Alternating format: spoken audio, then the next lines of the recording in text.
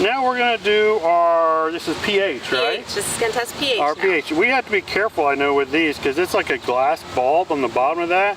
And so we have to be careful not to actually hit anything. That's right. And some people, I've had people ask, well, what is that in? This is what we call a buffer solution. And that's so that bulb knows, oh, this is a 7. That's exactly what we want. Or sometimes it's a different. Sometimes it's higher or lower. But I think this buffer solution, I think, holds it about a 4. A 4. This is a 4. Okay. And so it's a buffer solution. We don't want to pour that out and contaminate anything. So I'll just drip that out real fast so all that's out. And then I will pick our site just like the other times. Same spot because this is our area. I'm going to swirl that around for a minute or two here. Not violently, but just kind of mix it around. And Sarah's collecting. It's nice when you have a team, a group being able to do these things. And so one person can step into the water and the other person can keep her feet dry. Although Sarah never keeps her feet dry. No, right now the pH has reached 8.02. Okay.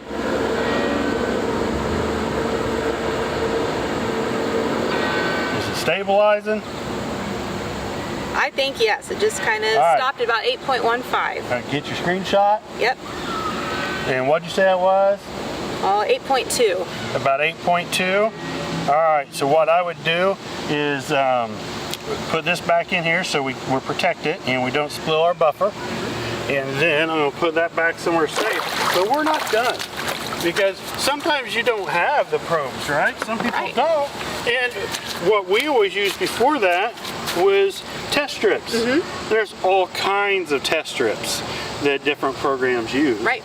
And so this test strip is just a little bitty piece of like a plastic that has something on it. And what we have to do, we have to put it in the water for 10 seconds, waving it around. 4, 5, So the little pieces that are on there have something called an indicator. And the indicator changes color with a pH change. You keep it out for 20 seconds. Okay. 1, 2, 3. So what Stephen's going to do when it hits the 20 seconds is he's going to match it up to this color chart that we have on the bottle. And that way we're going to be able to compare the colors that are indicated on this strip from being in the river to the color chart that's on the bottle. And then that's going to help us understand what the pH level Now, is. this isn't going to be quite as precise as the other one. But here, on this one, as hopefully you can see in the picture, hopefully I have the right spot, we can see it's not quite dark enough at the top to be 8.5, but it's a little darker than at 8. So somewhere between 8 and 8.5 is what we got. And that's really good because what we received on our probe when we took the pH reading with the Vernier sensor was 8.2. So I agree with between 8 and 8.5. Yeah. I think that makes a lot of sense. I would put down if it's closer to slightly closer maybe to 8. And so, I mean, I would call this, I tell you, I would probably call this an 8.3 because it's slightly closer to the 8.5 on this. So I would call this test an 8.3. And so that's what we would record. This is more of a qualitative measurement because it's based on a color that you're perceiving, whereas this is more, with the probes, more of a quantitative measurement because we're getting an exact number. It's just the probes are more precise, and so if we're doing precision and stuff, we would want to try to use a probe.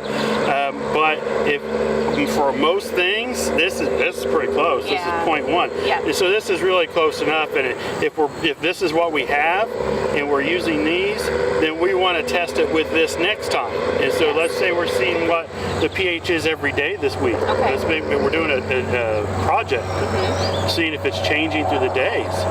And so we would always want to use the same type of thing to test, the same instrument. And that way you know that you're getting consistent results. Because all instruments, whether it's a fancy digital one or something like a paper test, there's going to be a degree of error. Yes. And so we want to make sure that we're being consistent in our experiments. And that's with anything we do.